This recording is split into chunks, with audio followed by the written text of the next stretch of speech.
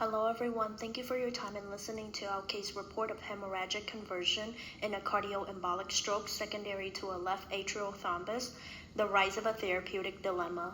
This case report was written by myself, Feng Wen Vo, Dr. Chafee, and Dr. Hepburn. We are from Summa Health System in Akron, Ohio.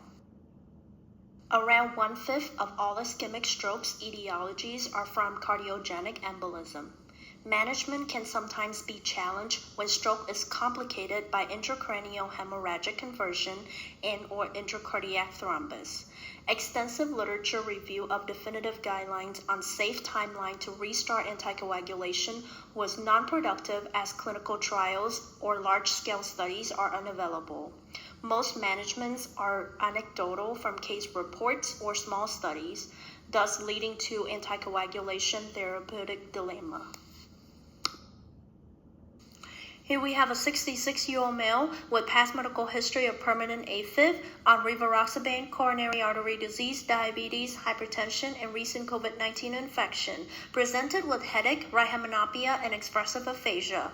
On arrival, he was hemodynamically stable and labs were remarkable. His EKG showed AFib with rate of 91 beats per minute. Physical exam was significant for irregular tachycardia, right partial vision loss, and NIH score on arrival was 4, thus stroke team was activated immediately. His stroke workup review: CT head of 2.5 centimeter acute left occipital ischemic stroke with intracranial hemorrhage. CTA showed no arterial occlusion or aneurysm. CT brain perfusion confirmed left occipital infarct with intraparenchymal bleed. An MRI brain at hours later confirmed multiple infarcts in anterior left thalamus, left cerebellum, and frontal lobes, suggesting cardioembolic mechanism. He was immediately given Andexa to reverse his anticoagulation. Throughout the entire hospital course, he remained off rivaroxaban and started on aspirin and prophylactic heparin on day 3.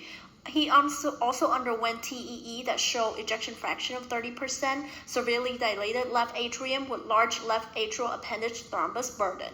An empirical decision was made to start therapeutic dose of Lovenox on day 7, assuming no new bleed throughout the course, with the goal of bridging to warfarin with INR goal of 3 to 3.5 2 weeks later. Serial CT head throughout his entire stay showed no new hemorrhagic conversion. Patient improved significantly clinically and was discharged to rehab on day 10 with follow-up surveillance TEE. On day 13, post-stroke, while still on Lovenox, patient was readmitted to an outside hospital for a syncopal episode. Unfortunately, he was found to have heterogeneous parenchymal hematoma in the left occipital lobe with both acute and subacute components, and a large retroperitoneal hemorrhage with extra valsation between the psoas and the quadratus lumborum on imaging. He quickly developed critical hypotensive and hemorrhagic shock refractory to resuscitated therapy and eventually expired. Below are some images from his CT head and his MRI brain that show left occipital acute ischemic stroke along with intraparenchymal hemorrhage. Figure 3 show his TEE with left atrial appendage thrombus significantly.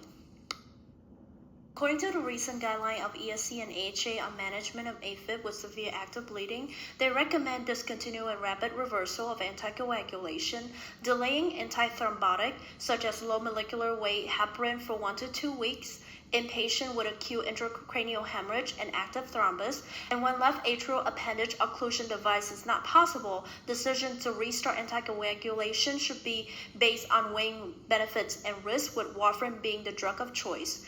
Outpatient is at substantial risk for not only having recurrent embolic stroke due to his existing left atrial thrombus requiring anticoagulation, but also for rebleeding or current hemorrhage expansion if anticoagulation being restarted too early. The conclusion of this report is to highlight the limited literature guidance for a safe timeline to restart anticoagulation in patients suffering cardioembolic stroke with hemorrhagic conversion and intracardiac thrombus. Most management are anecdotal, thus calling for further investigation of larger scale studies. Thank you for your time and listening.